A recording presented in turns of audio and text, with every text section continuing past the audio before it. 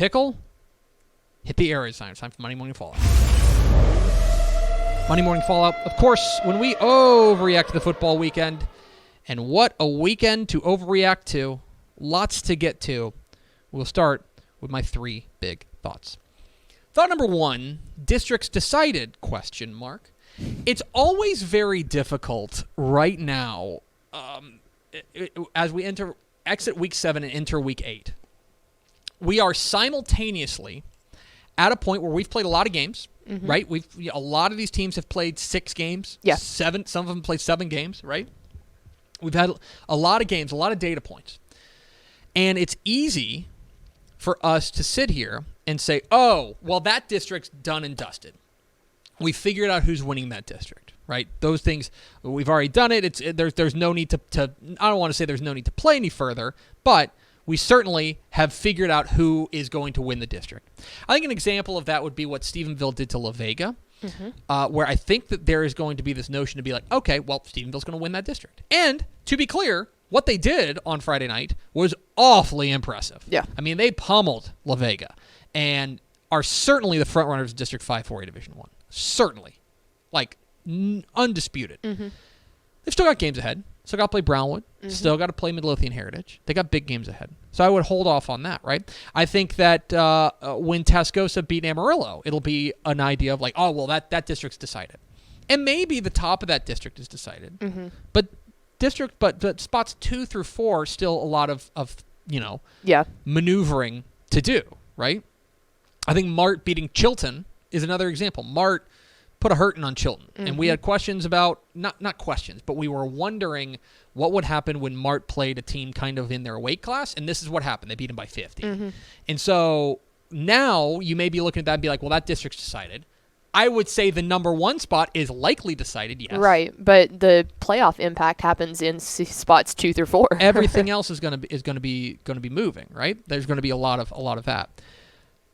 The other thing that I would say is don't forget one of the main reasons that we like this sport, which is wacky things happen. Okay? Chaos. We love chaos. Show up, okay? So I'm hesitant to declare district races over at this point. Couple of weeks, we get to like week 11, yeah, maybe we could start having that. But with 4 more weeks still to go in the regular season, let's hold off a little bit on declaring they're definitely winning the district or they're definitely getting in or they're definitely out. I think that there are certainly I believe there are already some teams who, because of like big districts, they've already clinched playoff spots. That's a different conversation. Yeah. What I'm saying is this notion that a district is completely decided with 4 weeks still to go, hold off a little bit. Tap the brakes just a little bit. There's that. So that's thought number 1. Thought number 2. Sure. I got bumped that there was an exclamation mark on this one. I spent the college football weekend just watching football and at the end of games being like, yeah, sure. Sure. That happened. Texas State just going to beat South Alabama in 4 overtimes. Yeah. Sure. TCU putting an absolute hurting on Tech. TCU running for 1,000,000 yards against Tech. Yeah, of course. Whatever. Texas getting a dream start and then blowing a big lead and giving up a game-winning touchdown run in the final play. Yeah, sure. Of course. Right? Texas A&M losing to Arkansas and then losing to Mississippi State and then beating Alabama. Yep. Yeah, of course. Zach Calzada, who has been objectively bad the past 4 weeks, playing a game that's going to get him a statue in College Station. Of course. Right? This whole weekend of college football, Houston just like losing to Tech and then just mowing down everyone else. Yep. Of course. Right? SMU struggling with Navy but then winning. Yeah. This was a weekend in which all of the preconceived notions we maybe had about things, all the narratives went completely out the window. And here are the things that I am pretty sure I know. Here's a complete list. Okay? Ready? Texas Tech's defense pretty bad. Yes. Historically. North Texas covered the spread. You know that to be true. Well, I do know that to be true. UTSA is good. And should be ranked. Yes. UTSA is good. Houston's defensive front is really good. Yes. SMU is good. That might be the list. Like everything else is so up in the air. Yeah. Like after this week. Like again, you could have told me that like if you just reverse a couple of things from this past week, right? If Alabama hangs on to beat A&M, right? For example, we'd be like, well, this just isn't the year for A&M. Yep. It would be pretty clear to say that. They and lost now 3 in a row. They're going to figure out a way to lose to like LSU. You know, that'll be exactly what it is. I tweeted this. Like, knowing A&M and just knowing the way that they are and just, like, the way they've been this year, what's going to happen is that they are going to beat Alabama and then they're going to lose to a coachless LSU team in the final week. Yeah, absolutely. Like, that is written in the cards. That feels absolutely sure. Yep. Like, because it's just they're such agents of chaos. Well, so, they play to their opponent, too, I think is big. Oh, yeah, I think that's absolutely true. Anyway, it was just a bizarre week of college football. Fun week. Really fun. Just a bizarre week. And thought number 3, ripples. So, we are now, you know, I spent section 1 here talking about the districts being decided, right? And I want to make sure that we are not going too crazy over this. But I do think that there are 2 pretty clear results that are going to have major impacts in the 6A ranks as far as who goes to what bracket, okay? One of them is that Katy Seven Lakes beat Katy Morton Ranch in a thriller, 21-18, and I believe they scored in the final minute. You're probably thinking, okay, like who cares? Unless I'm like a Morton Ranch fan, right? That likely means that Seven Lakes is going to get into the playoffs in District 19 6A. Likely. If that happens, then likely, crazy things can happen. Likely, Katy goes to the Division II bracket. Yes. Okay? Where I think they would be at least the Region 3 favorite. Yeah. And now they would probably, what we're probably careening towards, because Westlake, I think now, because of the way District 26 6A is breaking down, I believe that they are likely going to the Division II bracket as well. So they would meet up in a semis. You may see like a Katy and Westlake semifinal. Which would be a banger. Great. The other one that came out was Byron Nelson Trophy Club beating Keller Timber Creek. That, again, likely, a lot of things can happen between now and then, but likely South Lake Carroll to the Division I bracket. Back to the Division I bracket. Now, actually, if you take a look, because at the beginning of the year, the top 3, and believe, well, spoiler alert, or whenever the 6A rankings come out, still the top 3 in the state, in Katy, South Lake Carroll, and Westlake. Of those 3, Carroll was the least likely to go to the Division II bracket. They were the least likely. Yes. I would say that Westlake was probably the second least likely, and then Katy was the most likely. The way that things break out. So, in a lot of ways, this is playing a little bit to that chalk. I believe in the magazine we actually predicted that maybe this exact thing. I don't know where Westlake went. Yes. I would need to look at our magazine. In any case, those are things to keep in mind as we get closer to the brackets. As we get closer to finalizing what these brackets look like, those 3 big dogs, it feels like they're splitting up. Feels like Carroll, who's in Region 1, is going to go to the Division I bracket. It feels like on the other side of the bracket, and I'm doing this the wrong backwards. way. So we'll go screen left. Yes, there you go. The bracket, the right side of the bracket, rather. Katy and Westlake are likely going to the Division II bracket. That's where we stand right now. Again, as I mentioned off the top, wacky things happen. But I do think that that's where we stand right now as far as the big dogs and where they're going in Division I. So those are the ripple effects of those games that, again, are kind of hipstery type games.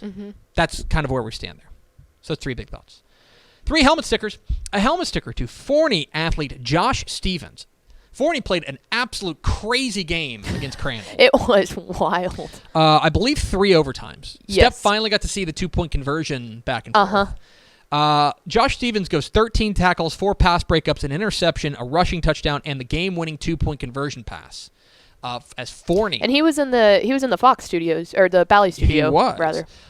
He was. So, congratulations to Forney. They remain undefeated and looking pretty darn good. Or I'm not. Are they undefeated? Maybe they have one loss? I don't know. I need to look that up. Anyway, helmet sticker for Josh Stevens. A helmet sticker. UTSA quarterback Frank Harris. Boy, they played a wild one against Western Kentucky. Mm-hmm. Bailey Zappi's revenge. Frank Harris goes 28-38, 349 yards, 6 touchdowns passing. He also ran for 51 yards. Big reason why they were able to, and came up with a big defensive. They came up with a big defensive stop at the end. That's not easy to do in Western Kentucky. I believe Western Kentucky was throwing into the end zone in the final play, and they were able to get an interception and win the game to remain undefeated. Meet. And finally, a helmet sticker for College Station running back Marquise Collins. 20 carries, 225 yards, 4 touchdowns rushing, and another 33 receiving yards for Marquise Collins. I mentioned this. Everyone is talking a lot about 5A Division I, Region 2, and they're saying, boy, Highland Park, big win over Longview. Like Longview, they're not going away. Denton Ryan, of course, still looms. Feels like nobody's talking about how College Station just keeps pummeling people. Nope.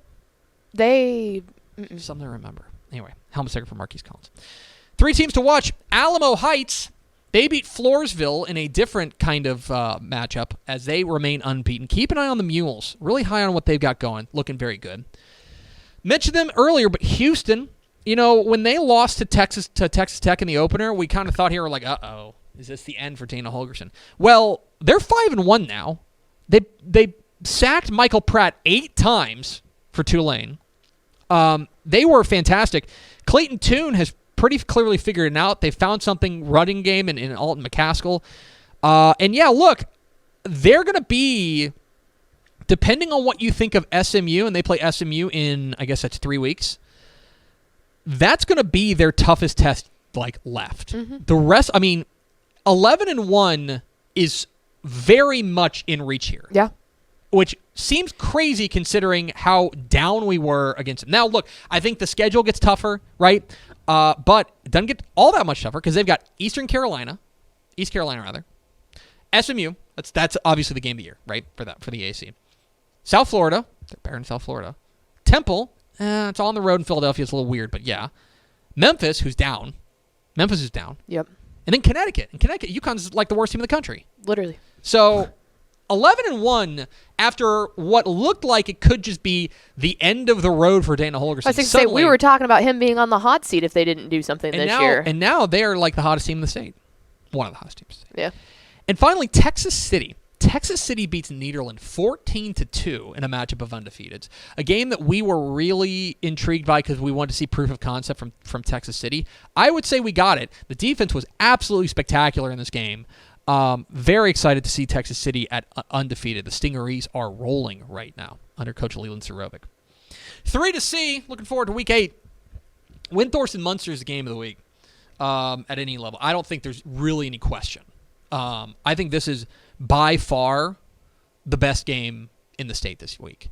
And a game that, spoiler alert, we'll preview in the picks. Mm-hmm. I'm very excited. I don't know if I've been as excited about a game as I am about Windthorst-Munster. This game's going to be awesome. Louisiana Tech at UTEP. Tell your friends about 5-1 UTEP. Do you hear those bowling pins in the distance? Tell your family.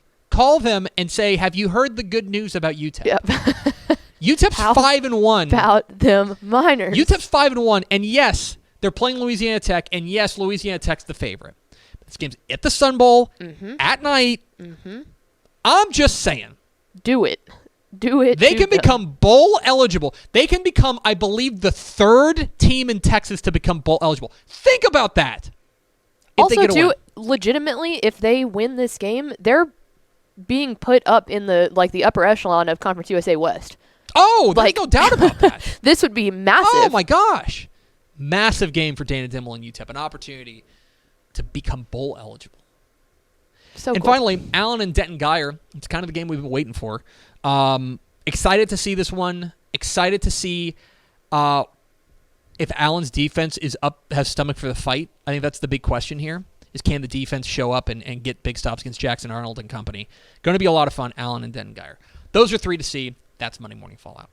Thanks so much for watching that video. If you would like more and to be notified when they come out, go ahead and click that subscribe button right down there. You can also watch Texas Football Today every day live at noon on TexasFootball.com, Facebook, Twitch, and right here on YouTube. For more of the best coverage of Texas football in the Lone Star State, go to TexasFootball.com/subscribe.